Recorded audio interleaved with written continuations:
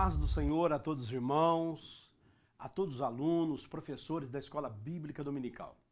Estamos iniciando aqui a nossa pré-aula, a terceira aula do terceiro trimestre. Muito bem, hoje nós temos como título da nossa lição Uma Igreja Fiel à Pregação da Palavra. E nós vamos discorrer durante essa aula o propósito da igreja com relação à Palavra de Deus. Muito bem, o nosso textuário está em Atos dos Apóstolos, capítulo 3, versículo 12, que nos diz assim: E quando Pedro viu isso, disse ao povo: Varões israelitas, por que vos maravilhais disso? Ou por que olhais tanto para nós, como se por nossa própria virtude ou santidade fizéssemos andar este homem? A verdade prática diz que a verdadeira pregação bíblica consiste em dar testemunho de Cristo no poder do Espírito Santo. Muito bem, irmãos. A leitura a leitura bíblica em classe, ela está em Atos dos Apóstolos, capítulo 3, do versículo 11 ao 19. Mas nós precisamos ler todo esse capítulo, né, para entender bem o contexto dessa passagem, essa mensagem poderosa, falando a respeito de um milagre que Deus realizou na vida de um homem paralítico. Muito bem. E diz-nos do versículo 11 até o versículo 19, diz assim: E apegando-se ao coxo, que fora curado, a Pedro e João, todo o povo correu atônito para junto deles, ao alpendre chamado Salomão. E quando Pedro viu isso, disse ao povo: Homens israelitas, por que vós maravilhais disso? Ou por que olhais tanto para nós, como se por nosso próprio poder ou santidade fizéssemos andar este homem? O Deus de Abraão, de Isaque e Jacó, o Deus de vossos pais, glorificou o seu Filho Jesus, a quem vos entregastes e perante a face de Pilato negastes, tendo ele determinado que fosse solto. Mas vós negastes o santo, o justo, e pediste que se vos desse um homem homicida, e mataste o príncipe da vida, ao qual Deus ressuscitou dentre os mortos, do qual nós somos testemunhas. E pela fé, no seu nome fez o seu nome fortalecer a este que vedes e conheceis. Sim, a fé que vem por ele, deu a este, na presença de todos vós, esta perfeita saúde. E agora, irmãos, eu sei o que fizestes por ignorância, como também os vossos príncipes. Mas Deus assim cumpriu o que já dantes pela boca de todos os seus profetas havia anunciado, que o Cristo havia de padecer. Arrependei-vos e convertei-vos para que sejam apagados os vossos pecados e para que venha assim os tempos de refrigério pela presença do Senhor. Muito bom, nós estamos aqui diante de uma leitura que mostra claramente o que é o poder de Deus diante de uma explanação da sua palavra. A mensagem de Deus ela é poderosíssima. A palavra de Deus ela tem poder. E quando nós colocamos a nossa fé em ação, Deus ele opera maravilhas e faz milagres. Dentro dessa introdução, essa lição mostrará uma das marcas de uma igreja bíblica, seu compromisso com a pregação da palavra de Deus. Uma igreja verdadeira valoriza a mensagem das Escrituras e coloca Jesus Cristo no centro de tudo que ensina. E por meio da pregação da Bíblia é que o mundo pode conhecer a Cristo. Além disso, uma igreja bíblica prega o poder do Espírito Santo. Não transmite apenas palavras vazias, mas a mensagem viva e transformadora que vem da inspiração do Espírito Santo de Deus. Por fim, uma igreja bíblica traz a esperança para aqueles que já não enxergam a saída. Ela anuncia que há um futuro de refrigério e renovação na presença do Senhor. Muito bem, nós vamos entender tudo isso no decorrer da nossa ministração da pré-aula.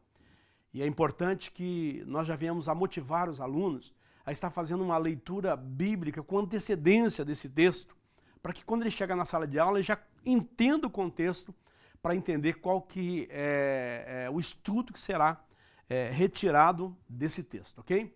Muito bem, nós vamos entender que a pregação do Evangelho, irmãos, é uma marca de uma igreja fiel às Escrituras. Nós precisamos entender que toda igreja que tem a sua fidelidade à palavra de Deus é uma igreja que prega a palavra, que ministra a mensagem de Deus. Não somente dentro dela, mas fora dela. com poder e autoridade que vem do Espírito Santo. Desde o primeiro dia da igreja, os apóstolos já pregavam a palavra de Deus. Você pode notar que inaugura-se a igreja e Pedro já sai pregando a mensagem de Deus. Não somente Pedro, mas aqueles que já estavam sendo usados por Deus por línguas estranhas já começam a proferir o poder de Deus para as pessoas que ali estavam. Ou seja, ela já sai de dentro do templo e já começa a evangelizar. O resultado, quase 3.000 almas aceitaram a Cristo naquele dia. Nós vamos ver também que essa segunda pregação de Pedro demonstra fidelidade ao evangelho. Ou seja, ele entende que aquele ali é verdadeiro, é poderoso, a mensagem que transforma. Nós vamos entender também que o foco da pregação é a centralização de Cristo, ao arrependimento e à promessa de refrigério. Nós vamos entender que essa promessa de refrigério não significa que os problemas se acabarão. Não, pelo contrário. Nós vamos entender ali que a igreja passa posteriormente por um período crítico, de dificuldade. Mas esse refrigério, ele fala de uma eternidade, de uma paz dentro da alma, que mesmo em meio às tribulações deste mundo, nós temos paz com Deus. E por meio da pregação, este mundo ele precisa ser confrontado. A mensagem de Deus não é para poder massagear os egos, deixar os ânimos altivos, não. A mensagem de Deus é para confrontar o homem com o seu pecado. Muito bem, o primeiro ponto dessa lição diz que a igreja é que prega as Escrituras. Dentro de um resumo, essa síntese, diz que a igreja bíblica fundamenta a sua pregação nas Escrituras, que revelam Deus e testemunham de Jesus Cristo.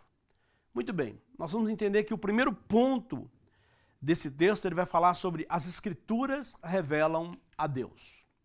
Deus, meus irmãos, ele é revelado através das Escrituras. Ou seja, a Bíblia ela é uma autobiografia, ou seja, é Deus escrevendo dele mesmo.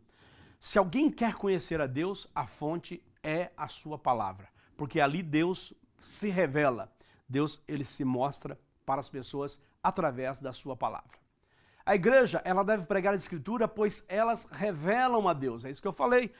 Deus ele faz uma autobiografia dele dentro da Escritura e agora nós temos a incumbência de divulgar a Escritura para essas pessoas. A mensagem deve ser centralizada na Escritura, colocando Deus no meio dela. Nós entendemos que dentro de vários textos que a Bíblia tem, ela vai colocar exemplos e testemunho de muitos homens e mulheres. Mas nós precisamos entender que nós vamos ter que fundamentar a pregação através de palavras, de mensagens que elas virão da palavra de Deus. Então toda a nossa pregação ela precisa ser fundamentada dentro da palavra de Deus. E vamos entender também que mostrar a Deus que está presente e age em favor do seu povo. Então nós vamos entender que Deus ele está presente no nosso meio e ele age em favor das pessoas. Dentro da mensagem da palavra de Deus, nós não levamos somente o conhecimento para as pessoas, mas nós levamos o poder de Deus. E isso tem que ficar bem claro, para que as pessoas se entusiasmem em poder levar a mensagem da palavra do Senhor. Quando nós pregamos essa palavra, quando nós colocamos essa palavra a outras pessoas, nós não estamos somente levando uma cultura, não estamos levando um conhecimento, não, nós estamos levando para elas o poder de Deus e mostrando a elas quem é o nosso Deus através das Escrituras Sagradas.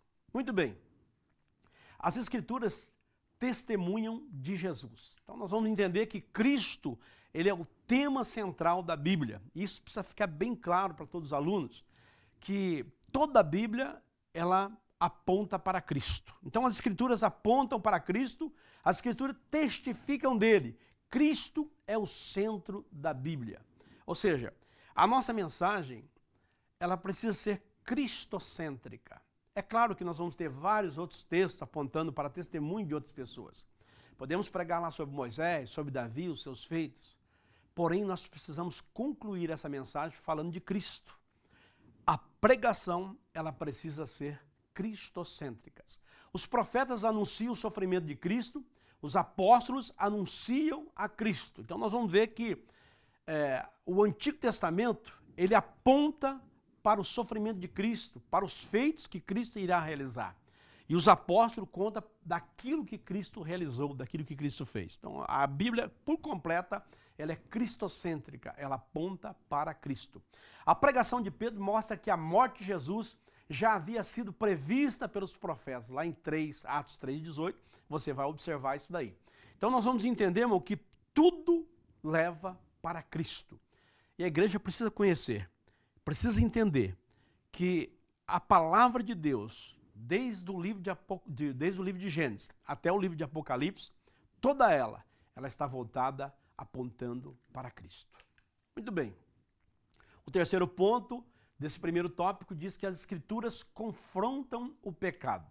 Então nós vamos entender que a Escritura muda a vida das pessoas. A Escritura tem esse poder de transformar a vida das pessoas, através da ministração e da pregação da palavra de Deus. Por quê? Porque ela confronta o eu das pessoas, ela confronta o seu cotidiano, o seu dia a dia, as suas atitudes, através da palavra de Deus. Então a pregação do Evangelho, ela confronta o indivíduo e o pecado. No grego, metanel, que quer dizer arrependei-vos, é mudança de mente e de interior. Essa é a vontade de Deus, que todos cheguem ao arrependimento. Nós vamos ver lá que em 2 Pedro, capítulo 3, versículo 9, o desejo de Deus é que todas as pessoas cheguem ao arrependimento. E eu quero colocar aqui um ponto que nós precisamos de entender que arrependimento, ela não é uma ação, ela é uma atitude de pensamentos. Ela está no nosso interior. Quando eu consigo fazer alguma coisa com as minhas mãos, com os meus pés, com as minhas pernas, eu consigo fazer isso, eu consigo determinar isso. Porém, eu estou falando de algo que é emoção. Arrependimento, ele precisa de vir da alma, de dentro da alma. E nós precisamos trabalhar isso com Deus. Ninguém consegue se arrepender se não houver a manifestação de Deus. É Deus realmente que traz isso dentro do nosso ser. O arrependimento ele precisa ser genuíno. O arrependimento precisa de vir do interior da pessoa. É isso que realmente traz a transformação da pessoa, quando ele chega ao verdadeiro arrependimento. E isso não é somente no momento que ele aceita Cristo. Toda a nossa vida nós passamos por momentos difíceis, erramos, falhamos, mas em todas elas nós precisamos de entender que é necessário haver arrependimento. Se não houver arrependimento, não haverá remissão de pecado. A pregação ela confronta o pecado e exige uma mudança radical dos seus ouvintes. Então, quando nós nos arrependemos do nosso pecado, isso mostra o quê? Que nós precisamos de ter uma mudança de atitude também. Porque se nós nos arrependemos daquilo que fizemos, não podemos repetir a prática. Então nós entendemos que haverá uma necessidade de transformação de vida. Porém, isso sozinho nós não iríamos conseguir de forma nenhuma. Mas como nós já dissemos na lição de número 2, quando nós aceitamos a Cristo, Ele vem sobre as nossas vidas e nos ajuda. O Espírito de Deus agora habita em nós. Ele nos ajuda. Ele nos mostra o que é o erro, as dificuldades, os problemas. Ele está ali para nos auxiliar. Sem Deus, na nossa vida, é impossível haver essa transformação. Muito bem. O segundo ponto diz que a igreja que prega no poder do Espírito Santo. Em síntese, ela diz que a igreja prega no poder do Espírito Santo. A igreja que prega no poder do Espírito Santo tem mensageiros capacitados, mensageiros inspirados pelo Espírito Santo e glorifica a Cristo. Muito bem, esse primeiro tópico fala que o Espírito capacita o mensageiro. Vamos entender isso daí? Nós precisamos de crer que Deus usa as pessoas, Deus usa os homens. E nós precisamos passar para a nossa classe, para os nossos alunos, que cada um de nós podemos ser usados por Deus para poder ministrar a sua palavra. Não é só ministrar nos púlpitos, não. É para poder levar essa mensagem a uma pessoa. A partir do momento que você está levando uma mensagem para uma pessoa, Deus já está te usando naquela mensagem, naquela pregação. Nós vamos entender, isso é óbvio, que Jesus Cristo ele prega para uma grande multidão ali quando ele transforma, quando ele muda aqueles pães, né? Ele multiplica aqueles pães 5 pãezinhos ali, né? 2 peixinhos, ele multiplica e faz uma grande multidão se alimentar. Houve ali um grande milagre, né? A atuação de Deus, a atuação do poder do Senhor diante de uma grande multidão, a ministração da sua palavra. Mas ele também para diante de uma mulher, num poço, para poder pregar a sua palavra. Então, não importa a quantidade de pessoas que está te ouvindo, o importante é que alguém esteja te ouvindo e Deus estará contigo para poder te abençoar. Pedro estava cheio do Espírito Santo, ele estava buscando a Deus. Nós vamos notar que ele estava indo à oração, ou seja, eles tinham essa prática.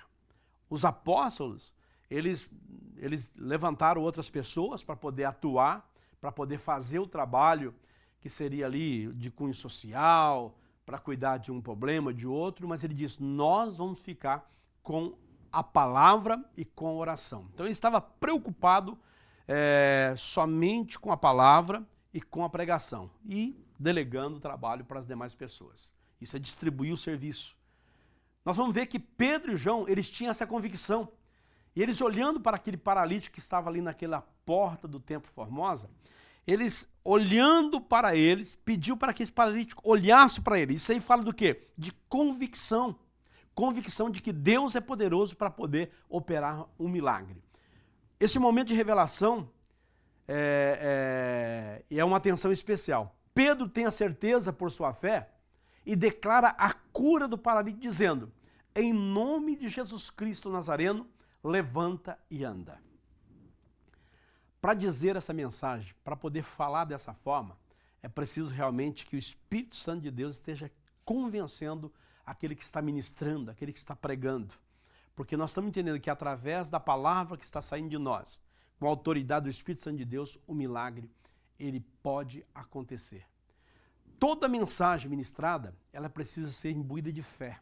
Sem fé, não tem como nós irmos com a pregação adiante. Porque a palavra de Deus, ela é poder de transformação para a vida das pessoas. Diante dos seus atos, Deus pode atuar com perdão de pecados, mas Deus também pode atuar através de milagres e maravilhas. Muito bem, o segundo ponto fala em fixar os olhos. Então nós vamos ver aqui que é a capacidade de curar. Então nós vamos entender que isso aí precisa haver o poder do Espírito Santo de Deus na vida daquele que vai ministrar a palavra do Senhor. Os apóstolos foram capacitados com o dom de cura para a operação de milagres. Nós vamos entender que no início da igreja parece que havia muito mais milagres, havia muito mais manifestação. Era o início da igreja, era necessário aquilo, era preciso. As pessoas precisavam de entender e ser impactadas pelo que estava acontecendo ali.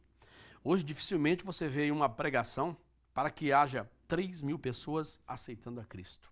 É claro que a igreja ela está dividida em vários blocos, né? Você olha para aqui agora, pega uma noite de domingo. Você vai numa igreja, 1 aceita Jesus, a outra igreja, 2 aceita Jesus, 3, mas quando você pega todas as igrejas num domingo à noite, cada uma aceitando a Cristo, é uma grande multidão que está vindo até o Senhor. E dessa forma, a igreja ela vai crescendo. Porém, a capacidade para a operação de milagres, ela vem do Senhor. Nós vamos entender que não era só Pedro que tinha essa autoridade, né? Não era só João que tinha essa autoridade. Nós vamos ver que Paulo também, ele é usado para a cura de um paralítico lá em Listra. Então vamos entender que Paulo também era usado poderosamente por Deus através de milagres. Quantas curas não foram realizadas através de Paulo, porque Deus o capacitou para isso. Nós vamos olhar também que Paulo fita os olhos em Elimas para repreendê-lo. Não é somente para poder curar, mas é também para poder repreender, né? Deus está sobre as nossas vidas, nos colocando como autoridade. Muito bem, Pedro agora ele está capacitado para curar e ungido para poder pregar com autoridade. Nós vamos entender que um pregador, quando ele está voltado para a mensagem, para a pregação da palavra de Deus, quando ele está focado naquilo, ele se preparou para aquilo ali, não somente teologicamente, mas se preparou espiritualmente, nós vamos entender que aquela mensagem, ela flui de uma forma muito melhor. Tem muitos pregadores que eles mais transpiram do que inspiram. Então nós vamos entender que a mensagem de Deus, ela é tranquila. Ela vai impactar o coração das pessoas porque não pelos meus movimentos, mas é pelo poder de Deus através da sua palavra. Muito bem. O terceiro ponto diz que o Espírito glorificará a Jesus. Então, meus irmãos, nós vamos entender que o milagre, ele vem de Deus. O milagre, ele vem do Senhor. O Espírito Santo glorifica a Jesus. Está lá em João 16,14. O Espírito Santo, ele não chama a atenção para si mesmo. Pedro, cheio do Espírito Santo, ele cura em nome de Jesus. Então, nós vamos ver que hoje nós oramos em nome de Jesus. É o Espírito Santo que está em nós, é o Espírito Santo que atua em nós, ele nos convence, ele nos capacita, porém ele não chama para si a atenção.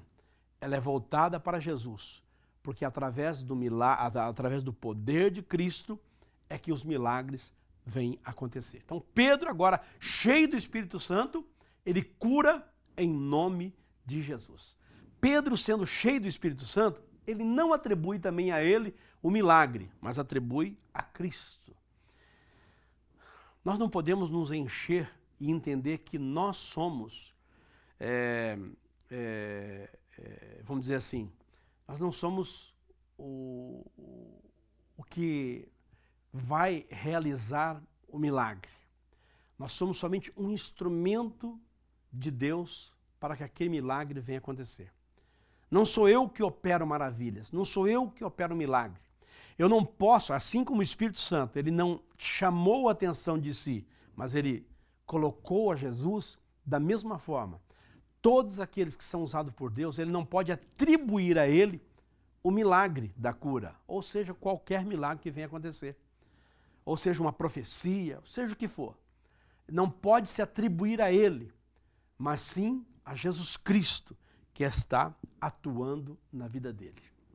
É claro que para isso deverá haver uma busca individual, para que Deus venha usá-lo de uma forma rica e poderosa. Pedro, sendo cheio do Espírito Santo, não atribui esse milagre a ele. Por quê? Porque nós vamos entender que as pessoas, quando viram aquele homem entrar para o templo, porque tinha sido curado, e viu que Pedro e João havia orado por ele, porque aquele homem declara dessa forma. Eles começaram a olhar para Pedro e João e atribuir a eles este poder. Porém, Pedro e João, eles olham para aquelas pessoas, dizendo para eles não atribuir a eles. Dizem, não, nós somos homens comuns, igual a vocês. E não é somente dessa forma, nós vamos ver que Pedro, em outras passagens também, ele pede que ninguém se ajoelhe diante dele, ou seja, não atribui a ele a santidade, porque tudo isso provém de Jesus Cristo. Então nós podemos buscar o poder de Deus, mas o milagre nunca será de nós, o milagre será dele. E nós precisamos deixar bem claro isso. Nós não podemos nos envaidecer diante dessa situação também.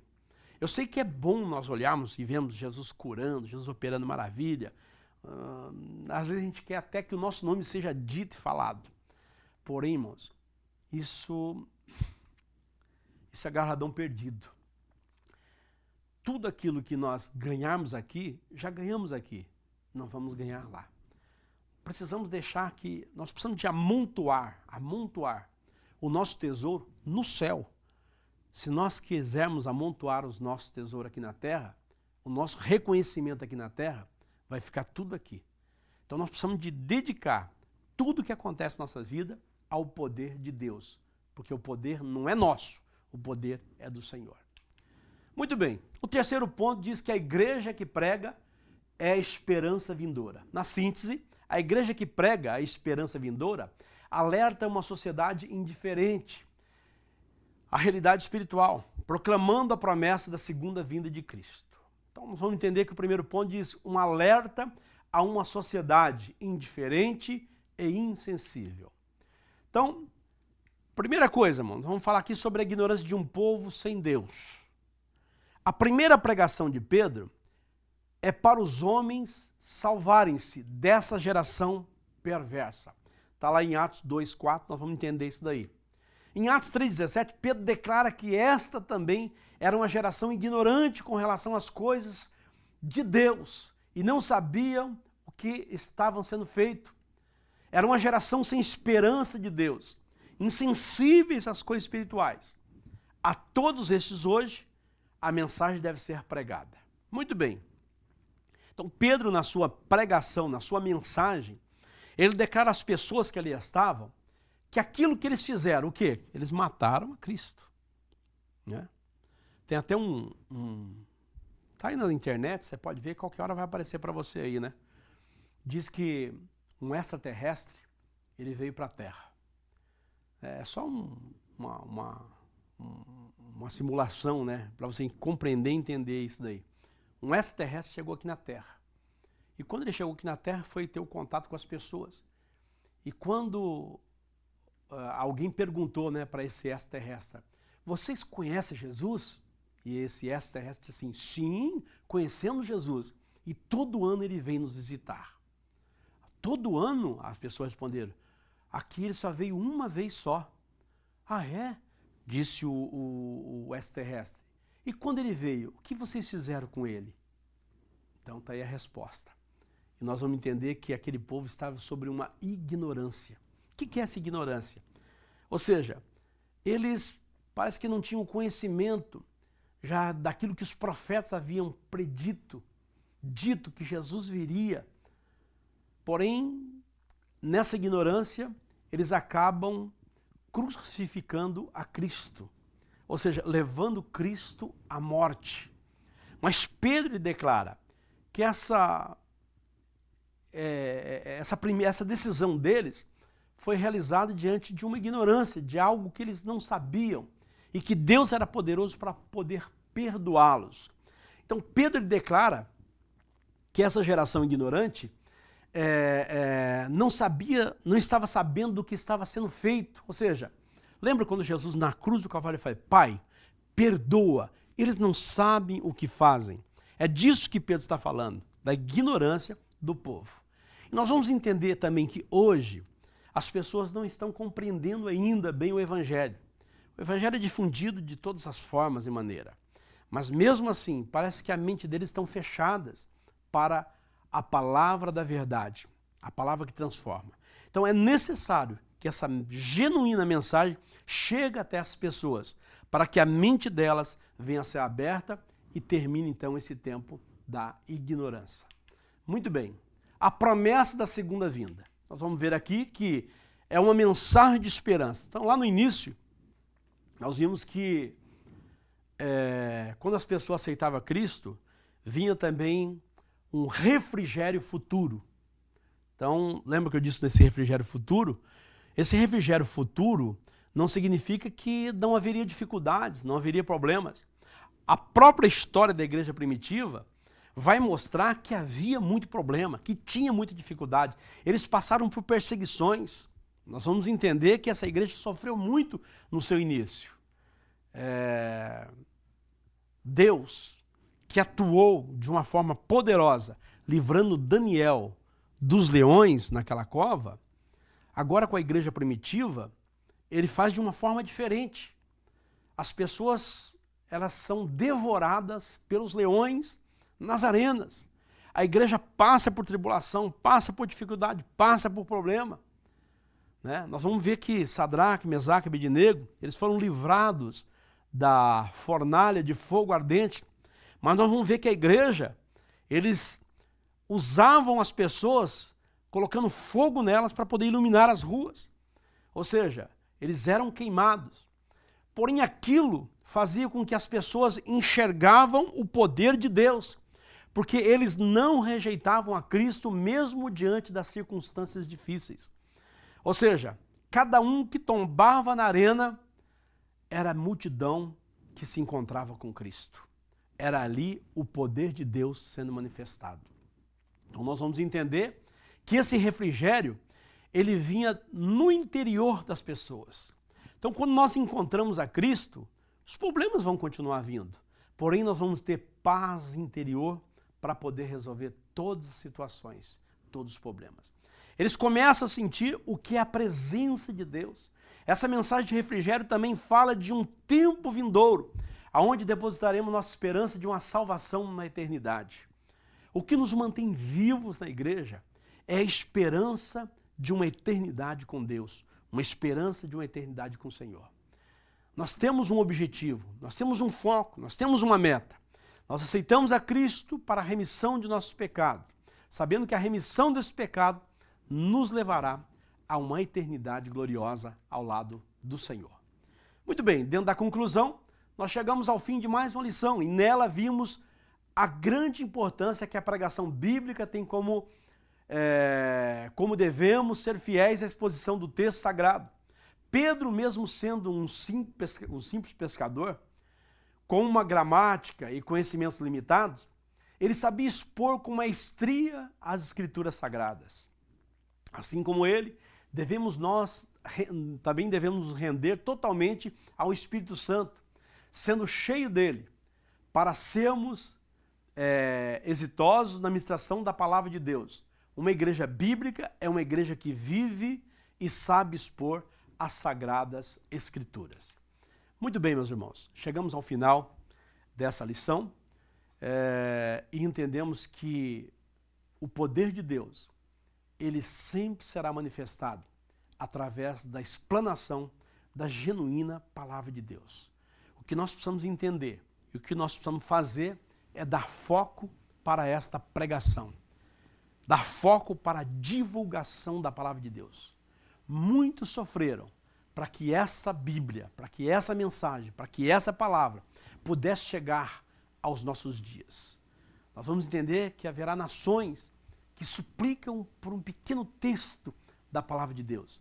E nós temos aqui ela por completo em nossas mãos, para que nós possamos transferir este conhecimento às demais pessoas, tirando elas da ignorância com relação às coisas de Deus. Deus abençoe a todos os irmãos, em nome de Jesus.